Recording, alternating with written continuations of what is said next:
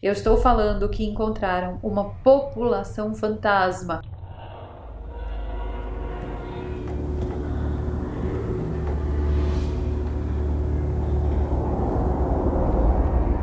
Quem somos nós? A pergunta é séria. Tô perguntando real. Quem somos nós e de onde nós viemos? Ou, qual foi o caminho que nos trouxe até aqui? Porque durante décadas a narrativa era muito confortável. O Homo sapiens surgiu na África e daí ele migrou. E foi migrando para o mundo inteiro, foi cruzando com uns neandertais aqui, com uns denisovanos ali. E quando foi ver, saiu isso aqui. Homo sapiens sapiens, que foi se espalhando pelo mundo numa trajetória mais ou menos conhecida, mais ou menos mapeada, só que agora, recentemente, em maio de 2026, num sítio arqueológico no sudeste da China, um único esqueleto foi encontrado e ele estava enterrado lá há pelo menos 7.100 anos. E esse esqueleto, ele desfaz completamente essa narrativa. Bom, ele fez a ciência recuar, respirar fundo e admitir, peraí, nós estamos esquecendo aqui uma linhagem. Existe uma linhagem perdida da humanidade. E essa linhagem aí foi uma linhagem que viveu ali ao nosso lado. Viveu ao nosso lado por 40 mil anos sem que nós soubéssemos nada. Absolutamente nada sobre ela. Esse achado que eu tô contando pra vocês aconteceu no sítio arqueológico de Tianji, que fica na província de Yunnan, no sudoeste da China. Ali nesse lugar, arqueólogos encontraram dezenas de sepultamentos que datam do Neolítico à Idade do Bronze. Porém, um esqueleto feminino de cerca de 7.100 anos, que foi batizado de Shen Jiwen, chamou muita atenção dos pesquisadores não apenas pela sua antiguidade, mas sim pelo seu perfil genético único. E aí, os pesquisadores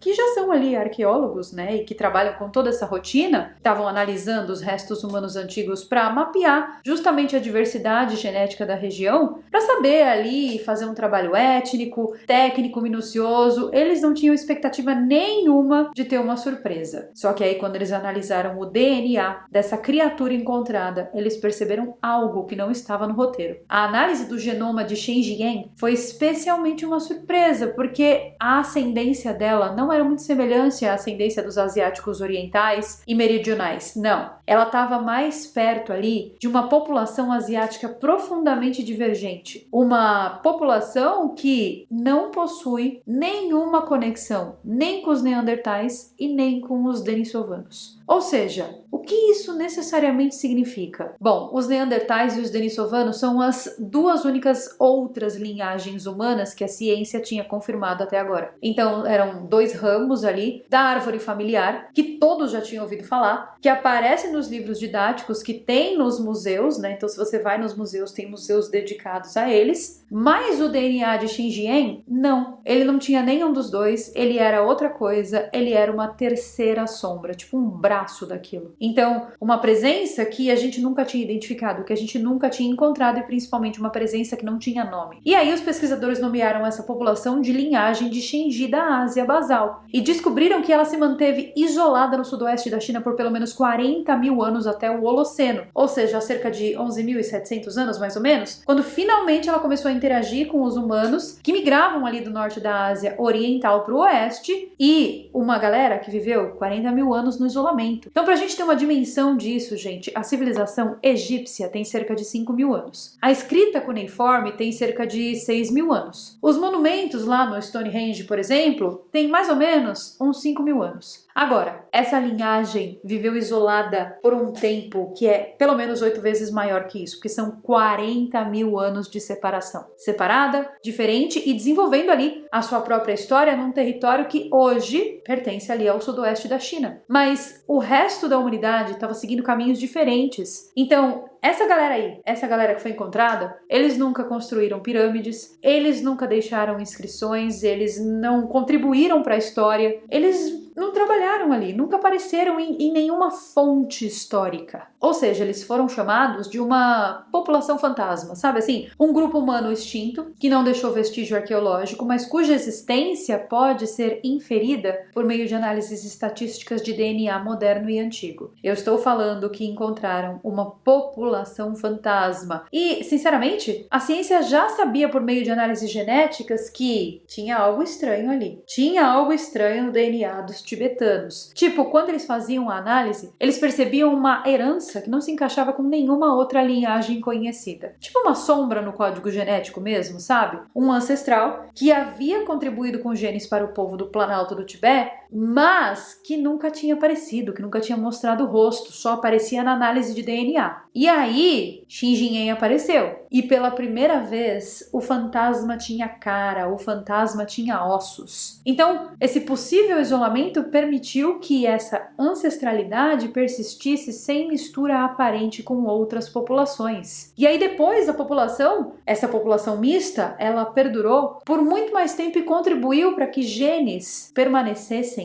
na linhagem dos tibetanos atuais. Então, gente, traduzindo isso em palavras mais simples, porque até eu nem sei o que eu falei, traduzindo isso, os descendentes dessa humanidade paralela, eles ainda existem, eles ainda estão vivos. Eles vivem no Planalto do Tibete, uma das regiões mais altas e mais inacessíveis do planeta, com mais de 4.000 metros de altitude, num lugar que durante milênios foi, sei lá, praticamente impossível de alcançar. E essa galera tá carregando no sangue ali a herança de uma linhagem que a ciência nem sabia que tinha existido. Então assim, peraí, se isso não tá nos noticiários, se isso não tá nos jornais mais importantes do mundo, se uma população inteira humana, uma linhagem inteira humana que viveu isolada 40.000 anos numa região específica na Ásia, não é suficiente para aparecer nas notícias, o que eles estão escondendo de nós e principalmente quantas outras linhagens humanas existiram? Porque em quantas outras regiões do mundo, em quantas outras montanhas, florestas, vales, ilhas inacessíveis, gente, pode ter ali linhagens humanas que nunca cruzaram o nosso caminho e que nós nunca sabíamos ou que nós nunca entendemos. Linhagens que desenvolveram outras formas de ver o mundo, outros rituais, outras linguagens, outra cosmologia e que, por algum motivo muito estranho, sumiram sem deixar nada além de um traço microscópico no DNA de seus descendentes. Ninguém sabe como era a voz desse povo, o que eles acreditavam, o que eles gostavam. Só o que a gente sabe é que ela passou ali mais de 40.000 anos nesse buraco até que a gente encontrasse ela. E aí agora em 2026 a gente encontrou e isso faz uma verdadeira avalanche na ciência, porque a ciência passou décadas nos dizendo quem nós éramos, né? Nós tivemos ali todo um desenho da nossa árvore genealógica com confiança, colocando nome, data, rota, migração, de onde vocês vieram. E aí, um único esqueleto feminino enterrado há 7.000 anos num canto do mundo que ninguém estava olhando, desfez todas as nossas convicções silenciosamente em segundos. Não era Neandertal, não era denisovano, era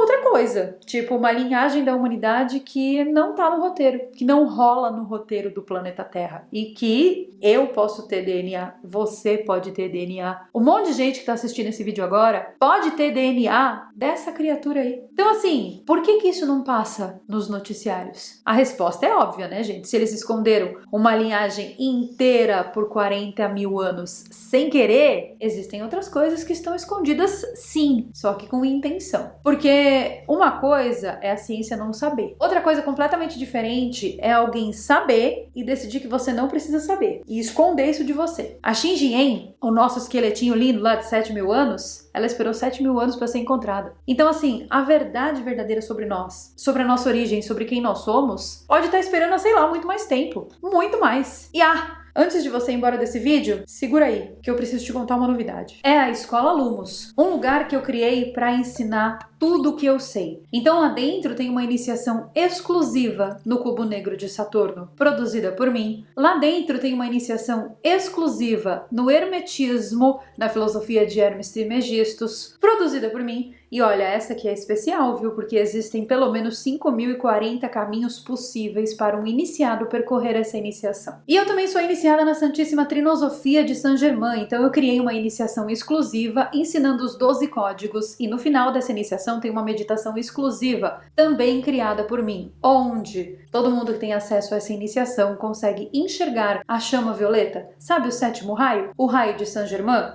E sabe Mãe Carol? Mãe Carol que tira tarô aqui pra vocês no YouTube? Pois é, tem um curso completo de tarô com Mãe Carol lá dentro também, te ensinando a tirar tarô. Não só como ferramenta de adivinhação, mas principalmente como ferramenta de autoconhecimento. Lá dentro também tem uma inteligência artificial de Mãe Carol, treinada por mim, treinada com todos os meus conhecimentos do tarô, justamente para você fazer quantas perguntas você quiser. E isso é só o começo, tá? Porque tem pessoas incríveis dentro da escola, como o Everton Araújo ensinando medicina germânica, a doutora Natália Mangeli com uma técnica incrível de emagrecimento, tem a Vanessa Huerta com a numerologia, a Adriana Mantovani com astrologia e matriz de destino, tem meu amigo Egrégora, sabe meu amigo Egrégora das músicas? Pois é, ele entrou na Escola Lumos com frequências sonoras. Lá dentro também tem a Paula Cabral do Quântico e Desperte com assuntos multidimensionais, tem a Mestra Val com Reiki, tem Luciane Machado com aromaterapia e a Melissa de Silva, sabe? A Melissa Tobias, vocês devem conhecê-la como Melissa Tobias, a autora da Realidade de Madu, aquele livro que previu a pandemia de 2019. Pois é, ela tá lá dentro com dharmas, com mesas incríveis, então assim, é um lugar completíssimo e você não pode ficar de fora da Escola Lumos. O link tá aqui embaixo na descrição da escola e também de